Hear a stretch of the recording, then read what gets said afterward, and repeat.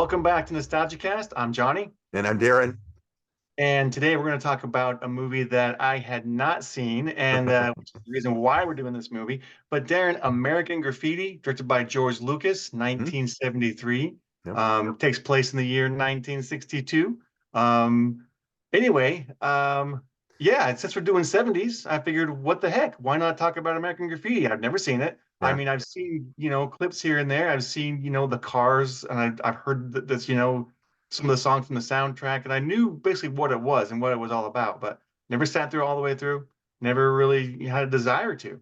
Yeah. But it was like, why not? Let's do it. So American Graffiti. This will be interesting because people who have no idea that George Lucas had a career or films before Star Wars. This is going to be mind blowing. And this is much different from a Star Wars Oh movie. yeah, So we'll talk about that. Yeah. we'll talk So about that for sure. right. But I don't really have a history with it. I watched it for the first time last night, and I want to say, like, I just had a fun time. I just kind of sat back, relaxed. I just enjoyed it. I enjoyed, what I was seeing on screen. I liked looking at all the fancy cars, the old cars. That was fun. And also the soundtrack. I recognized a lot of the songs, and so it was really fun to kind of listen to the music and just kind of just have a good time. Like it wasn't like you mentioned before we started rolling here. Is that our last couple episodes, The Godfather and Deer Hunter, are pretty heavy movies. Pretty dark subject matter, but. Yeah. This one kind of light, not much going on with it. Just following these young characters that are kind of entering adulthood and kind of going through their coming of age story, and just I don't know. It was fun. It was just relaxing, and it was a good time. Yeah. Light and breezy. So my history with it is I'd seen this exactly once, obviously during the 90s somewhere, and it didn't make a huge, because it's a light and breezy movie, it didn't make a huge impact on me. I just know that, oh, George Lucas, I'll watch this. And THX 1138, like I watched those after I became obsessed with Star Did you Wars. notice the license plate? I sure THX did. one? Okay. That's in almost everything. Yeah. So like I said, I don't have a strict or an actual solid memory the first time I saw it, other than I liked it because it's a nice breezy movie. And so when you mentioned off air that you wanted to do this movie, I was like, oh, that'll be great. Let's talk about a Lucas movie that is not Star Wars. Let's try a different conversation, a different tack there. And then watching it this time, my mind was just blown because the George Lucas that we're used to is the stilted dialogue. You watch the prequels and know the Star Wars prequels has its fans. I don't count myself as one of those fans. It just didn't hold the same. Those three didn't hold the same appeal as the original Star Wars. Like obviously, it was very formative for me as a kid. And so now the George Lucas we're aware of is the stilted dialogue. Oh, I don't like sand, kind of, where the words that come out of his characters' mouths don't sound natural. They sound like they're written, right? So Yeah. my mind was blown this time because the dialogue is it's freewheeling and it seems A lot more improvised. natural. Yeah, a lot more natural. Yeah, and it was like the movie. It was light and breezy, and a lot of that has to do with Lucas not being an actor's director, and he let Dreyfuss and Charles Martin Smith and he and Howard. He just let them find their own characters, that kind of thing. Cindy Williams, all those, and so a lot of that naturalistic dialogue kind of comes from them. And I really like the tone of this movie as opposed to, like I said, the Lucas that we're used to. It just seems a much different, like worlds apart from what we know of him. Yeah. Well, I can see that, and I think that does him that suits him better. I think he's better to let the actors kind of do their own thing, especially when you got good actors. When you've Yeah. got Richard Dreyfuss and you've got Ronnie Howard. I like that his credit as Ronnie Howard in the movie Right. too, Yeah, because yeah. we know him from Andy Griffith's Show, we know him from Happy Days and everything, and then to see him play in this, the leading man, so to Mhm. speak, I guess you would say. Anyway, I kind of wanted to quickly mention this because it was something that kept bothering me as I was watching it, and I thought maybe it was a little bit miscast. And tell me what you think. But I don't know if I agree with Ronnie Howard playing that role. Like, I almost would rather see him play the Terry Toad role. Like, I could see him being that character, and then someone else, like maybe the guy who plays uh John Milner, Mhm. who's that? What's Paul his name? Matt. Paul Yeah, Matt. Yeah. like I could see him stepping in as the Steve character, and then what you could do is take Harrison Ford and put him in the Milner role. Because Interesting. could you imagine Harrison Ford knowing what we know now? playing that part, and then you Yeah, having to deal with the young girl and just all the stuff that he goes through. He would do a much better job than this guy did. But he was a no name back then, so he wasn't really, anything special that we knew of yet. But right. now that we know him, we know what he's capable of. Could you imagine him playing that part? I could. I could see Mhm. him playing that role and just nailing it. And so, like, it kept bugging me that I was watching Harrison Ford play this like throwaway part, not throwaway so much, but like he wasn't there wasn't really much for him to do really, other than the whole racing thing. But I would have rather seen him have a part and have a character and have Yeah. these moments with that young girl. When Uh, he's when Harrison Ford starts singing "Some Enchanted Evening," because Laurie doesn't want him to talk, and so they just have the and he just starts he sings in that voice, and his smile that's already there. You can Harrison Ford is already a star, and you can tell that he's going to go somewhere. It's yeah, yeah, yeah, crazy, right? And so yeah, yeah, when he was singing, I did have that thought when he was singing "Some Enchanted Evening." I was like, they should have given him a bigger part, right? Because I yeah, know he was working as a carpenter, and he turned down the role originally because it was only going to pay him what $480 a week, and he'd earn more as a carpenter. So he's like, why would I want to do that? In the same Harrison Ford kind of yeah, standoffish way that we love him for now. But so yeah, right, I mean, I had that thought too. I was like, he would have been much better, or much. I would have appreciated him in a bigger role. But you're right. right. It's like he's not. I think he could have nailed the John Milner character. Yeah, yeah, And I would rather have seen someone just a little more gravitas, a little more. I don't think Ronnie Howard's that great. I mean, maybe he might be a good director. We know what he's done, but I'm just saying, like, I don't know. I wasn't a big fan of his acting days, I guess, yeah. but I don't think he fits that part. I think he should have been someone who was like the Terry character, um, and then let that play out the way it would, and then let someone like maybe even Henry Winkler, like a Fonz, someone like that, someone with a little more gravitas, like I was saying, in the role of Steve. I think that would have been better, but maybe not. I don't know. I'm just as I was watching, I kept thinking, does he fit this role? Like, is this right? Like, is this just Mhm. because he's Ron Howard? Is that why he's got this part? What's going on here? Yeah. Well, I know that Howard and Charles Martin Smith were both 18. I think they were the only true teenagers when they were shooting this. So you're right in that Ron Howard is kind of a lightweight in the role. I don't think it demands a lot of him. You look at somebody like Richard Dreyfuss. I think Richard Dreyfuss as an actor, he's already got his mannerisms down pat. Like when he's dealing with the pharaohs, and there's that uncomfortableness, but it's also kind of he's amused by it at the same time, and how he deals with it. When they go to rip off that arcade, and the two old owners come out, and he smooths the situation. I'm like, yeah, that's Dreyfuss to a T. Like you Yeah, wouldn't have been able to do better than that. Like it suits that character perfectly.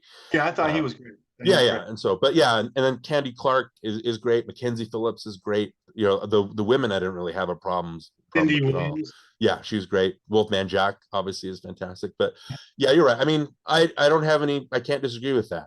Ron Howard doesn't really have, but maybe that's because he was more of a, he's a teen. He didn't really have that down pat yet. I don't know. And we were just used to seeing him in these kid roles, in the Yeah, Griffith Show, Happy Days. But right. anyway, what was the other thing I was going to say? Okay, Richard Dreyfuss's character I got annoyed because every time you'd see him, whenever when it first started, he would just talk about how he wasn't sure if he's going to leave or not. Like, oh, I'm not sure, maybe, maybe not, maybe I'm not sure, I don't know. That's all he said with everybody that he talked to. It was always Uh-huh. like, oh, I don't know, maybe, I don't know. And it was kind of like, can you say anything else? Like, Yeah. he's gonna say the whole time he's on screen because Hmm. he didn't finally come into like anything until after like 4 or 5 scenes of seeing him say, I don't know, maybe. Hmm. So that was bothering me, but maybe because there wasn't like any other thing for him to talk about, and then he didn't know if he was leaving or not. Well, Um, I did have that as my first one of my first lines notes is like, oh, Kurt's telling us exactly who he is from the moment he opens his mouth. yeah, Like I don't know if I'm going like automatic. Oh, that's going to be his arc. Like you can tell that's what his arc is going to be. So yeah. yeah, that was kind of funny. And that wasn't really that big of a surprise when he was one to end up going because because like well he mentioned this so many times. Of course he's going to be going. Right. Yeah. So it was like Yeah, but it's the journey. Like we'll talk about it a little bit. I really like we talked about again before we started. We talked a lot before we started recording on this, but there's you could watch it just as a light, breezy, fun teen caper kind of thing, or you could look as and try to make it autobiographical, like it was for Lucas, right, when he was writing it and directing it, that kind of thing. You could apply it to your own life. You could apply it to different, and it works that way, because I'm sure there are many instances watching this movie you're like, oh, I did that, like, oh, I remember doing that, you know what I mean? And that Yeah. even comes down to setting the plot in Modesto, setting the movie in Modesto, because that's where Lucas grew up.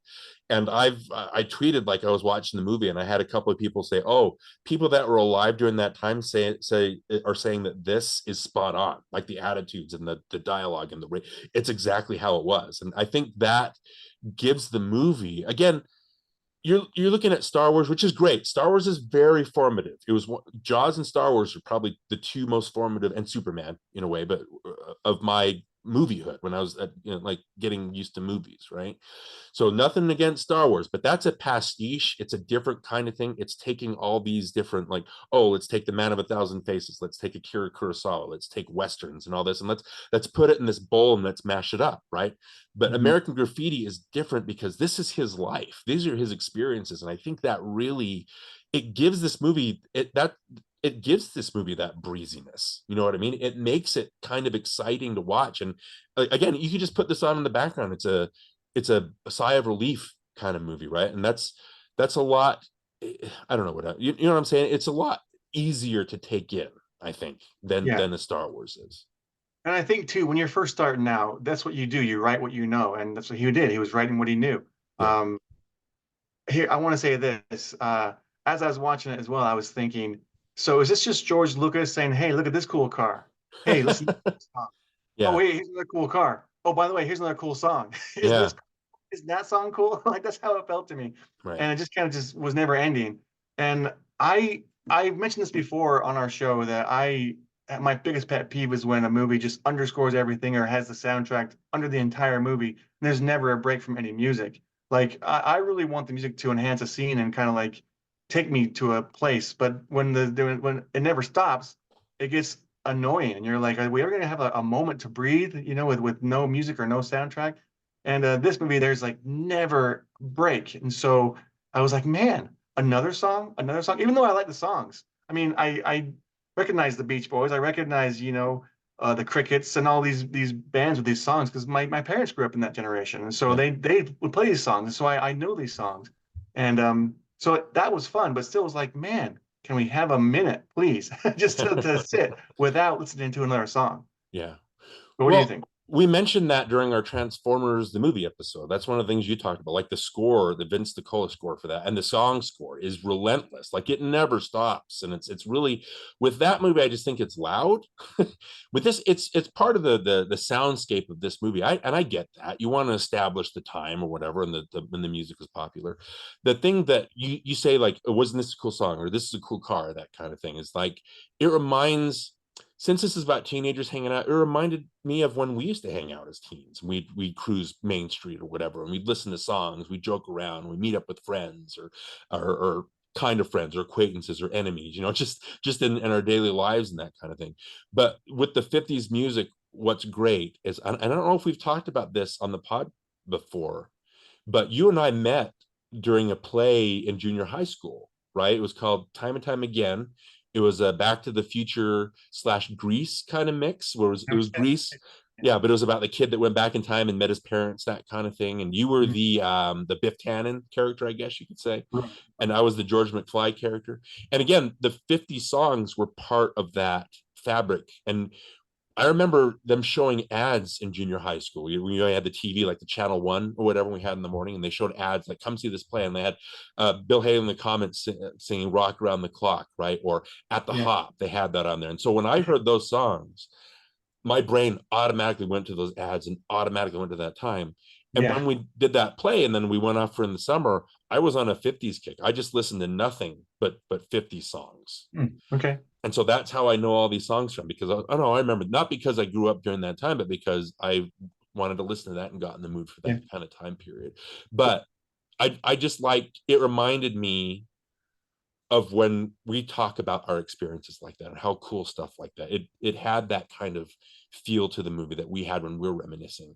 And this is a big nostalgia piece movie, right? I think this is a Right. great kind of fit for this podcast because that's what this whole movie's about. Yeah. Little side note, my very first concert was the Beach Boys. So that was Really? my experience in front of a live band. So there Wow. you go. So Okay. yeah, I have a history with the Beach Boys. I love them. I think it's great. But I just wanted a little bit of a breather from time to Right. time. Yeah, I absolutely understand. Yeah, that's fine. It was just constant. What I was thinking is like, how much did this cost? Like they had to get clearance. It's not just one record label. They had to go to different record labels. And I think what they Yeah. did is Lucas to get clearance, he like approved like the same cost for everybody. Like everybody got the same, like the record label got the same amount, no matter how many songs they used. But Okay. then I think the budget used up like $90,000 of the budget. So they didn't have enough for an orchestral score. And in a way, and we're going to mention this name a lot, this I think this influenced Quentin Tarantino quite a bit, because if you remember, so yeah, in this movie you have Wolfman Jack and his radio station as the kind of the soundscape, and in Reservoir Dogs you have that K-Billy station Right, right. that Steve, plays all the right. seven, yeah, right, all that stuff. And so it felt there's nobody cutting off ears or shooting at each other in this, other than the, when the what's his name, the Terry, when he goes to the liquor store and for some reason the guy like throw and runs out and the guy shoots at him. There's no gunshots in here other than that part, but I just felt it felt very Reservoir Dogsy as far as the soundscape went. Yeah, I can see that. Yeah. Yeah, even though it wasn't quite as heavy in Reservoir Dogs.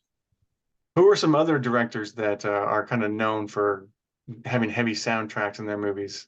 I can think uh of E. Anderson does that quite a bit, doesn't he? He has a lot of yeah. um um Punch Drunk Love, there's a very driving percussive beat that goes through the whole movie, but I think that mimics Barry, the character Barry's like inner, it's stressful. And so the music kind of mocks that. And then There Will Be Blood, the Greenwood score is very heavy and very noticeable, yeah, like yeah, almost drowns out some dialogue. yeah, I know Christopher Nolan gets criticized for it. Like Oppenheimer has a very Tenet. Tenet was so loud. yeah, The Ludwig Ganofsson, I'm gonna mess up his name, but anyway, that was a very very loud score where you couldn't hear the dialogue. And then obviously the main guy is going to be Spielberg, who he and George Lucas, not George Lucas, he and John Williams are very like synonymous for overplaying their hand a lot of the time with the emotions, to the point where you notice when they don't use music. You know what I mean? Like the T-Rex scene in Jurassic Park, which you talked about, has no music and it's very effective. If they had music, it would have been maybe a little bit too much. yeah, The term Mickey Mousing, I believe, comes from their collaboration, where every little action will be have a note to it. That's how strong their music is, and how they, and that's the criticism for Spielberg, is he like overplays his hand and people think it's too sentimental, and they're like, don't tell me what to think. I want to learn, I want to know how to think, right? And so I think yeah. he's maybe one of the big proponents of that. Well, I think there's a fine line. Like you have to know when music will be best used in a scene and when, especially what kind of emotion you want to evoke. So like what's the best course of action here? Do we use score? Do we use a soundtrack? How do we get this across without, Right. forcing the audience to feel a certain way without, slamming it in their face? So yeah, I mean Yeah. there is a fine line. And I Yeah. think a lot of directors haven't found that line. Right. Well, we talked about needle drops in Goodfellas before, where Scorsese's very, very good at needle drops because he'll use songs that kind of comment on the act, but not in an obvious way. You have to think about them, right? James Gunn is really good for that lately, especially in the Guardians movies. He does a really good job of finding the right song for a right mood. But the songs in here don't really, other than the Why Do Fools Fall in Love, Frankie Lyman, that song. When Kurt notices the girl, I think Suzanne Summers, like in the T-Bird, that song plays, and oh, okay, I get what that's commenting on, but like it didn't. You say that the music is really heavy. It's a good thing that these songs are so light and breezy. Otherwise, it would drag the movie down, as opposed to just, oh, that's really interesting. They're not stopping with it. You know what I mean? It's not. It Yeah, doesn't drag it down. It's just right, very right. obvious. Yeah. So Well, we started talking about the cars a little bit, so let's talk about the cars okay. because I'm not a real big car guy, but I can appreciate, a fine automobile, and I can go, oh, that's nice, or that's a cool design, I like that, or or whatever. So Mhm. I can appreciate it, but I'm not like one who would go out and collect these vintage cars. But Yeah. so Ron Howard's character, he drives a 1958 Chevrolet Bel Air Impala, Mhm. and I mean, for me, I think that's the one. that stands out in the movie. Maybe because it's the one that the lead character drives, and it's one that Terry drives the whole time. It just has a nice look to it. Like I like the way that one's designed. I like the way that one looks. It looks good on camera. Anyway, so that's my favorite. Do you have a favorite car from the movie? Well, obviously the T-Bird, because it's The it's T-Bird. kind This of one, like the Suzanne's. Phantom. Yeah, it's like a Phantom that shows up, obviously. Yeah, So yeah, I'm not a big car person either. But I like the designs of all the cars. It's very I'm always amazed that they can find that many cars, because this is shot in seven. I guess it's a little easier now in 73 because they were, those cars are still around. You yeah. know what I Well, mean? So, but I'm yeah, not really a huge car person, but yeah, I just like that it kind of sells the mood. If yeah. that makes any sense. The T-Bird is a 1958, sorry, 56 T-Bird. My mom would always claim her favorite was the 55, and Okay. she always. So when I saw the T-Birds, I recognized it right away because she would always show pictures to us about this, 1955, two-tone, T-Bird convertible, and that was always her dream car, and we Yeah. always joked that we'd get it for her when we became rich and famous. But anyway, Right. so it was fun to see that. There's a couple that I didn't recognize. I don't know I never heard of an Edsel Corsair, the one that Laurie or Cindy Williams drives, the Laurie Okay. Henderson character. Yeah. Like, it looks familiar, but I don't know. I didn't know that's what it was called. Yeah. And then the 1932 Ford five-window coupe, the one that Milner drives. Hmm. The yellow The souped up road car. yeah, Yep. Yep. the Hmm. sports car. Um, and I guess apparently back then it wasn't really known for being a fast car, but it wasn't until later that they started to kind of, put better engines in those things. Yeah. And then Harrison Ford drives a 55 Chevy 150. Yeah. Also it's Right. funny that he's racing that because I actually drove a Chevy 150 or I had a three-quarter ton, I think, for a little while. But anyway, Wow. Okay. yeah. So anyway, yeah, like we're not big car guys, but I can appreciate, what they do, especially what they do for the aesthetics of the film. It looks really cool. All these cars look cool on film. Yeah. So it gives it a really good look. Right. And it Well, yeah, yeah. I mean, Terry taking the what is it like a no, yeah, the T-Bird is what the sorry, with the blonde dress. yeah, What is the car that Terry takes the from? Bel Air Impala. Okay, Yeah. the Impala. So it's kind of like for him, it's it's like it shows like his status, like it's a status piece, right? Like, Yeah. oh, now I'm an adult. Like Steve gets in the car and is like, well, I'm going to start driving around. I'm going to start getting more confident with girls, like stuff like that. And so it's kind of like again, it's a status symbol for him. I like that the cars are not just fun to drive, but it gives you, like, you see a person in, it's like us. You see a Lamborghini drove by me today in Utah, of all things, on the freeway. I'm like, oh, Lamborghini, like that person's got to be rich, right? I mean, it's an automatic, and you notice it, as opposed to just the 15th or 16th like Honda Prelude that drives by. You know what I mean? It's like you notice a cool car like that, and I think they took pride in their vehicles, and that's a thing that, again, it's a nuance. It's not a huge part, other than Terry getting the car stolen, but it's not a huge part of the movie. It's just part of that fabric that goes along with the time period, I think. Yeah. I will say this, the only thing that made me laugh out loud was when the movie first starts and Terry comes rolling up on his Vespa and he crashes it. Like that was the only time I laughed out loud. And so when I laughed right away, I thought, oh, good, this might be kind of funny, So I Yeah, kind of yeah. more moments like that, and there was nothing else. Like, didn't laugh ever again. Yeah, But well, nothing is goofy. The story is that Charles Martin Smith didn't mean to crash it. He just crashed it on oh, accident, really, that's and even Lucas left it in the movie. And so the first note that I have is like, oh, Terry crashing his Vespa is funnier than anything I've seen in Star Wars. And I just thought that was great. It did have a lot of, I don't know. I liked when Kurt gets the pharaohs kind of kidnap him. That was uncomfortable, but not really, because you could tell they weren't really serious. Like, because it's a small town, they would have had more of a reputation. But there's a yeah, part where shoot, what's Harrison Ford's character's name? Bob, right? Bob Alpha. Yeah, Where he's threatening Milner, and he's got Mackenzie Phillips as Carol in the car, and they're trading like insults. And Carol goes, "Your car is uglier than me," and then oh, that didn't come out right. I thought yeah, that was really that was funny. funny. Yeah, that was And when the other car with the girls threw the water balloon, it was just supposed to hit her in the side of the face, but it hit her full on, and she was supposed to be upset, but she started laughing, and Lucas decided to keep it in. And so there's this, you're right that there aren't a lot of laugh out loud moments, but it's really amusing and it's fun. It's a fun Yeah, movie. Like there's fun stuff that happens, and it never you never feel like there's a threat, right? When they go to the arcade and Kurt is able to smooth out with the owners and the pharaohs, and then they walk out. And Joe's like, "You're gonna make a great pharaoh one day," and then it cuts back in. The owner's like, "That guy's gonna be a great moose or whatever." He said. I yeah, thought that was pretty fun. So there's a lot of clever back and forth, and again, not the kind of stuff that I know from Star Wars. You yeah, know what I mean? Like Harrison Ford in those movies is a godsend because Harrison Ford comes into Star Wars and everything's very stilted, it's very serious, and Han Solo comes in and says, "No, this is fun. Let's have fun with it." I mean, it is kind of silly, right? And Han Solo kind of gives that, "Oh, okay, I can have fun with it," and it kind of permeates the rest of the movie. And that's, I think, what's missing from the Star Wars prequels. But this that kind of fun, kind of lightweight attitude is all through this movie, and it just works. So it's so refreshing to watch a yeah, movie like that. So yeah.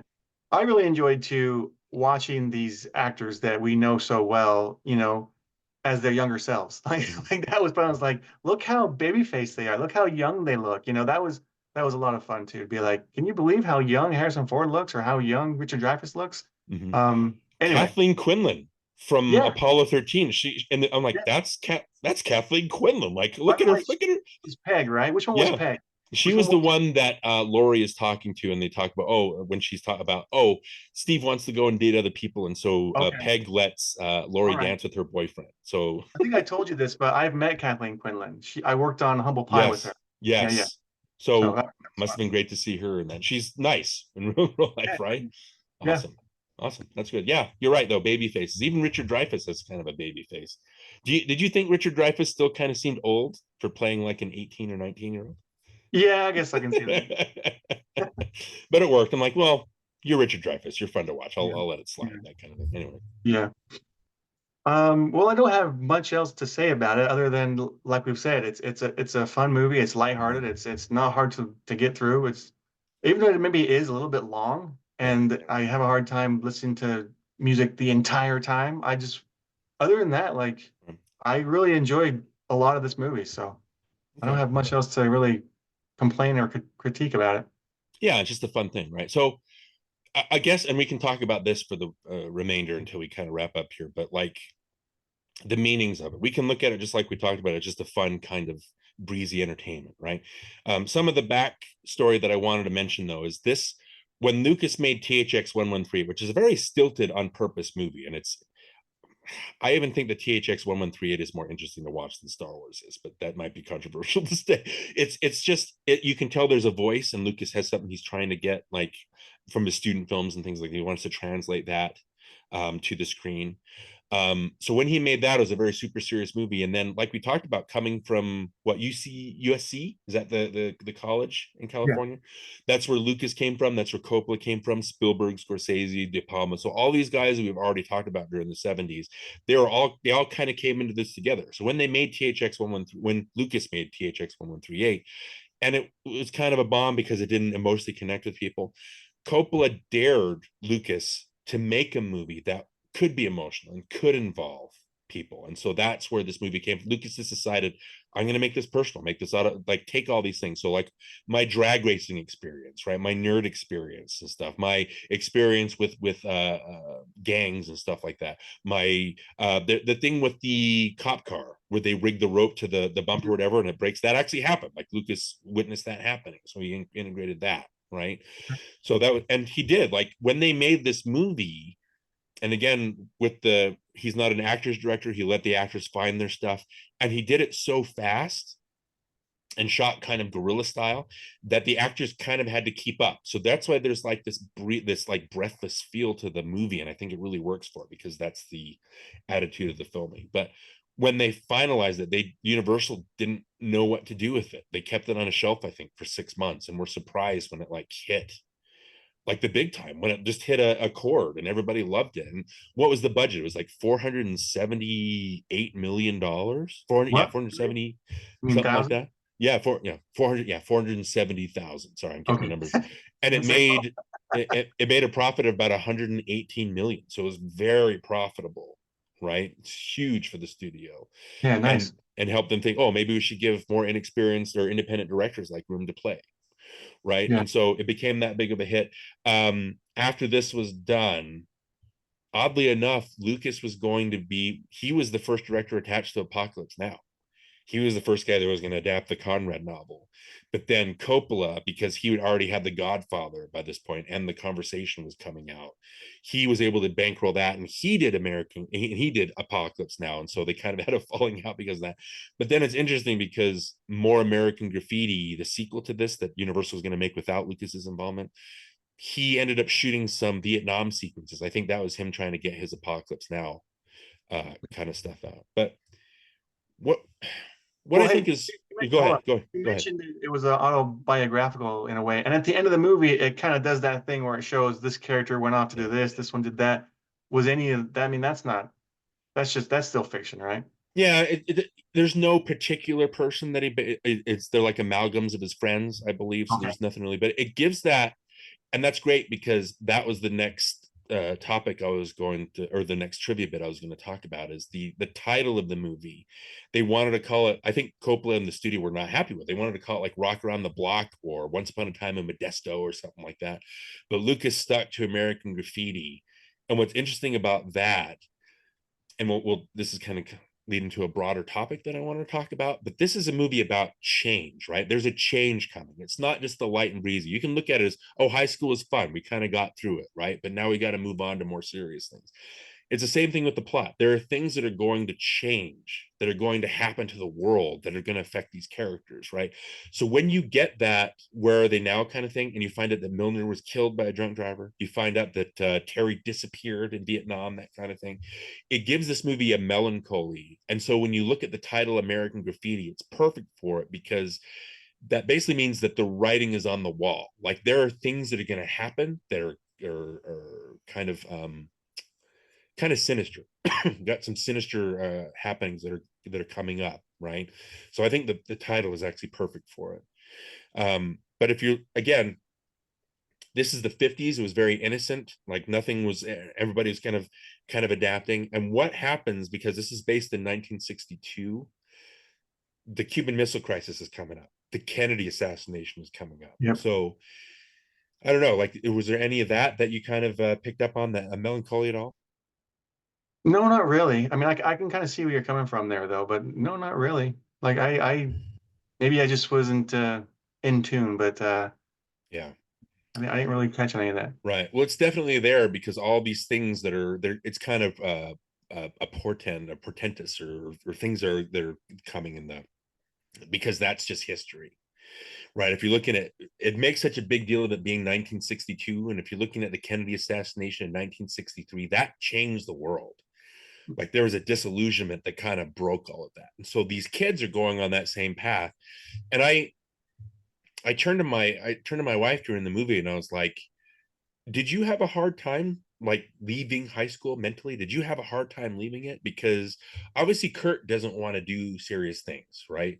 Milner just wants to keep doing what he's doing. Like the only person that seems serious is Steve, and he says to Lori at one point, like, there's just nothing for me in this town, I've got to get out, right? And so I love the idea that you have these four friends that they're all dealing with post high school in different ways. Hmm. But did you, before I talk about the characters that way, did you have a hard time separating yourself from high school? Were you living in that, or were you ready to move on? No, I was ready to move on. Okay. But I was going to say this. I remember the day I turned 18, I was walking down the halls in high school and I thought, look at all these young kids. You know what I mean? Like Yeah. instantly, now that I'm 18, I'm an adult and I just felt so much older than all everybody else. But yeah, I was ready to move on. Okay. And I don't know. I don't think I had a hard time moving on. It was just another step, graduating from high school. Now it's on to the next thing. But it definitely, you can feel that in the characters and how they're struggling with it. Like Kurt, you have the scene where they go back to the hop. And isn't it interesting in the movie how they keep having dialogue like grow up, or you need to decide, or like you have all these dialogue exchanges that basically say that you've got to move on and make decisions, that kind of thing. and they go to the hop, which is for kids, is what Milner says. Milner is like, hasn't Milner like been graduated like a year Yeah. before, Yeah, right? yeah. He's ahead of them, yeah. And it's just Terry and Kurt and Steve that have graduated that previous, because this is summer break. This is after, this is like August or something like that, right? But there's all, so Milner deals with it that way. He's kind of like trying to find his place in the world still, and drag racing is how it, like at the end, like it's Terry saying, oh, you're the guy, right? You're the star now, you're the winner. And so that's going to be your reputation, right? Terry gets the car as a status symbol. He picks up Debbie, and he's trying to be all tough. He makes out with the girl in the back seat of the car. And then at the end, I like where he gets to her. He basically admits to her, I don't have a Jeep. Like, I didn't go hunting, that kind of stuff. And she's Yeah. like, but I still had a great time with you. It was fun. We did all these things. And it was like, oh, there's some empathy there. Like he doesn't have to impress people. He can be himself and still get along with people and make an impression on people. You know what I I'm mean? trying to remember. Do they get on his Vespa and drive away? I don't remember. Do they? No, they don't. He Okay. rides with Milner. He says, I want to go with you when you're racing Bob, and I'll I get would have out. liked to have seen that though. Like Yeah. him who get on the back of his Vespa. Right. Yeah. It's kind of sweet though. She says, I'm not doing anything tomorrow. Like, if I'm not doing anything, give me a call. Maybe we'll hang out. I like that. Yeah, And yeah, then you have Steve. I like that he wants to get out. I like the whole arc that because again, another line of dialogue is like, because we're so mature, right? Or because we're so adult, I think we should start seeing other people. You know what I mean? And it's like, but it'll just strengthen our love. Not that it needs to be questioned. Like, I know what you're doing, man. But it kind of sparks this whole thing in Lori, how she becomes resentful of him hmm, because he's not taking the relationship as seriously. And so she right, becomes, they have these fights, even though you can tell that they're good as a couple. But I like at the end how he comes around and it's like, well, what else am I going to find? Like, he kind of adopts Kurt's point of view, right? yeah, And then when they get in that accident, and Lori's like, don't leave me, don't leave me. He's like, you know what? You're what I need. Like, I've decided you're what I want. Like, I've found what I need. So if you're going to be in this town, that's what I need. And then, like you said, with Kurt, it's very obvious where he's going. I just like the idea.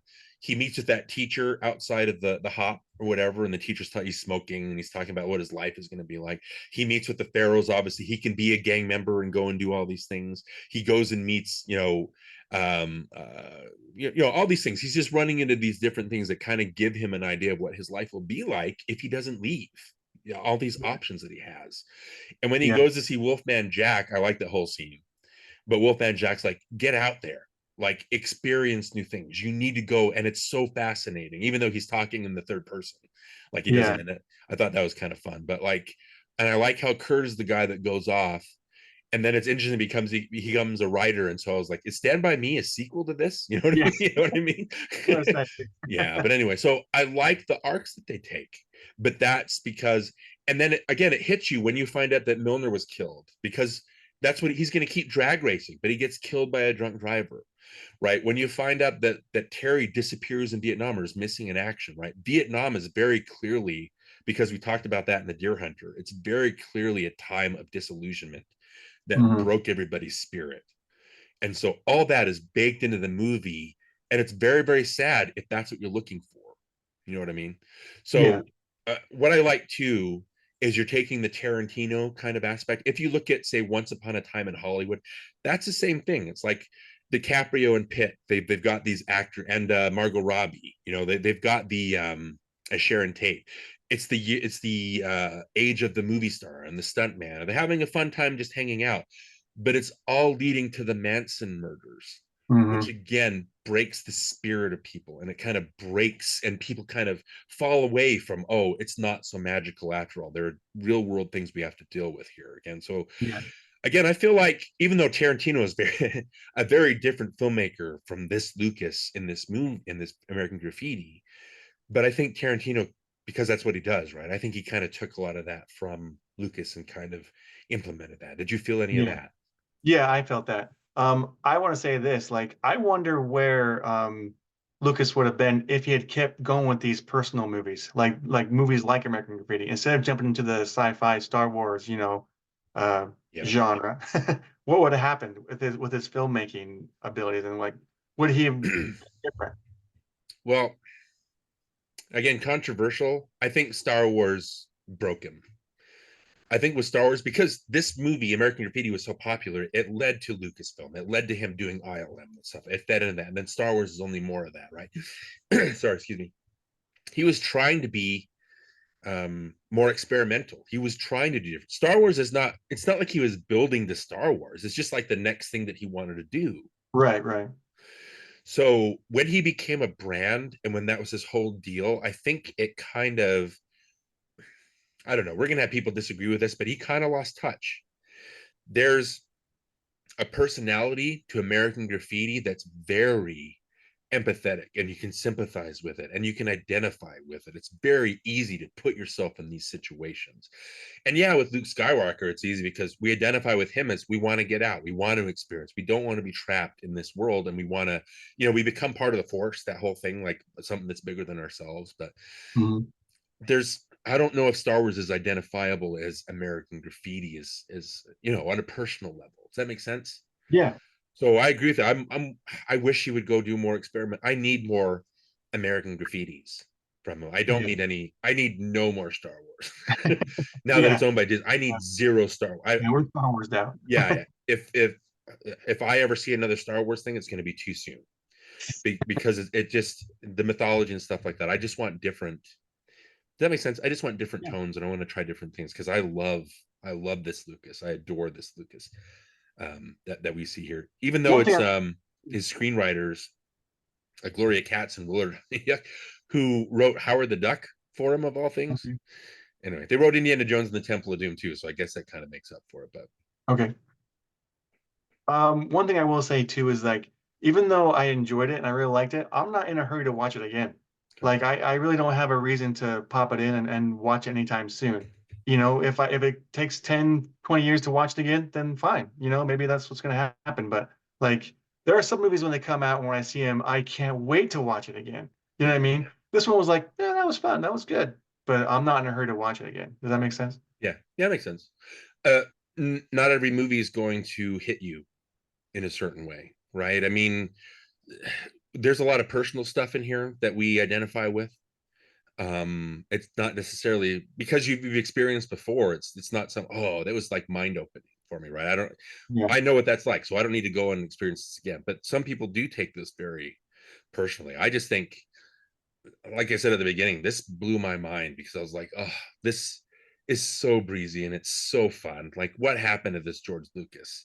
And you can see it in, you know, when Lucas sold Star Wars to Disney, I think that was kind of a relief for him, because he lost his fans. I think he was trying to do something different with the prequels that like even me didn't jive with. But I'm not the kind of guy that wants George Lucas to die because he did something different. You know what I mean? It's just, when he sold Star Wars to Disney, I think, and he's in the way that Star Wars is now, I think you can see it in his eyes that he's kind of melancholy about it. It feels like he wants to get back to this kind of world.